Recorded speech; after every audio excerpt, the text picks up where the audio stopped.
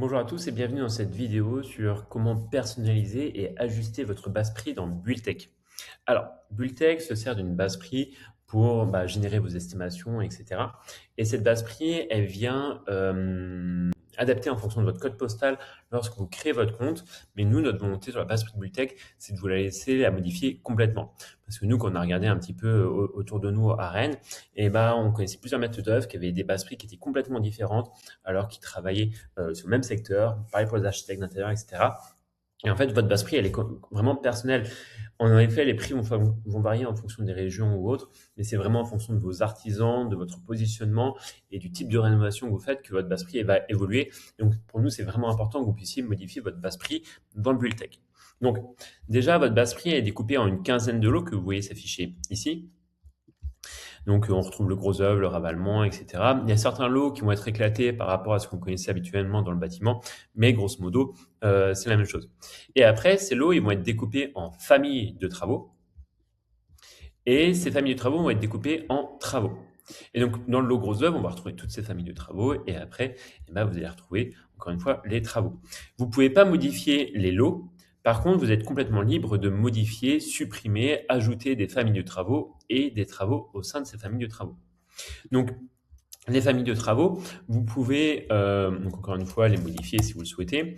Vous allez dire pour quelle typologie de projet c'est, parce que dans le Bulltech, on a 4 typologies de projets, les maisons, les appartements, les immeubles et le tertiaire. Donc, par exemple, s'il y a démolition de murs, on n'en fait pas pour les immeubles et on n'en fait pas pour le tertiaire, on va le mettre uniquement pour les maisons et les appartements.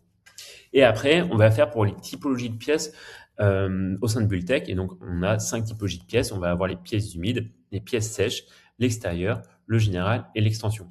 Et en fait, c'est en fonction de ce que vous sélectionnez ici que vont s'afficher ou non les familles de travaux dans votre estimation. C'est-à-dire que si je sélectionne pas ici immeuble, si demain je fais un projet d'estimation pour un immeuble et que je veux la démolition mur, il faut que ça soit bien coché ici. Pareil pour une extension, etc., etc. Et enfin, le dernier paramètre indiqué, c'est l'unité. Est-ce qu'on est sur un mètre carré mural? Est-ce qu'on est sur un mètre linéaire, sol, un unité ou un forfait simple? Est-ce qu'on est en toiture ou on est en façade? Et je fais éditer, et donc du coup, là, je retrouve ma démolition mur.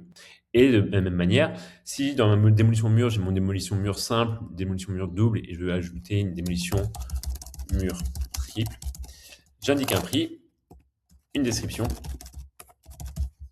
et puis voilà, il va venir s'ajouter automatiquement.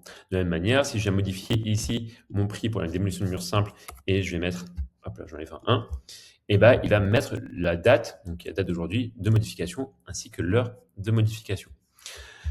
Donc voilà dans les grandes lignes comment ça fonctionne. Si jamais vous souhaitez supprimer une famille de travaux, à ce moment-là, il vous faut supprimer tous les travaux qui sont dans cette famille de travaux. Donc si par exemple je supprime démolition mur, je supprime tous les travaux qui sont dedans. Et à ce moment-là, je pourrais supprimer ma famille de travaux. Voilà, j'ai fait des vidéos dédiées sur la gestion des familles de travaux et sur les travaux en eux-mêmes. Sachez que ces prix, vous pouvez les modifier aussi depuis une estimation directement et vous pouvez les modifier aussi directement depuis une consultation.